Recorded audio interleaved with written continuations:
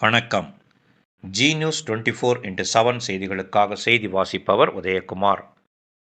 வன்னியர் மக்கள் கட்சி சார்பில் 3 கிராமங்களைச் சேர்ந்த பள்ளி மாணவர்களுக்கு எழுதுபொருட்கள் வழங்கும் நிகழ்ச்சி நடைபெற்றது. திருப்பத்தூர் மாவட்டம் ஆம்பூர் அருகே உள்ள காமனூர் தட்டு, வெள்ளக்கல், துறிஞ்சிக்குப்பம் உள்ளிட்ட பல்வேறு பகுதிகளில் அரசு பள்ளியில் படிக்கும் 300க்கும் மேற்பட்ட மாணவ, மாணவிகளுக்கு வன்னியர் மக்கள் கட்சி சார்பில் நோட்டு புத்தகம், பேனா, பென்சில் உள்ளிட்ட எழுதுபொருட்களை வீடு தேடி கொண்டு சென்று இலவசமாக வழங்கும் நிகழ்ச்சி நடைபெற்றது.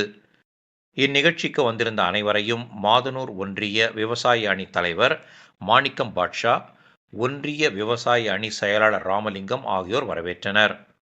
மாவட்ட துணைத் தலைவர் ஆறுமுகம், சரவணன் ஆகியோர் முன்னிலை வகித்தனர்.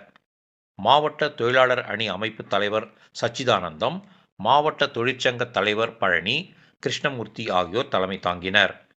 இந்நிகழ்ச்சியில் சிறப்பு அழைப்பாளராக வன்னியர் மக்கள் கட்சி திருப்பத்தூர் மாவட்ட செயலாளர் முருகன் கலந்து கொண்டு காமனூர் தட்டு, வெள்ளக்கல், துறிஞ்சிக்குப்பம் ஆகிய கிராமங்களில் அரசு பள்ளியில் படிக்கும் மாணவ, மாணவிகளுக்கு நோட்டு புத்தகங்கள், பேனா, பென்சில் உள்ளிட்ட எழுதுபொருட்களை நேரடியாக கொண்டு சென்று வழங்கினார்.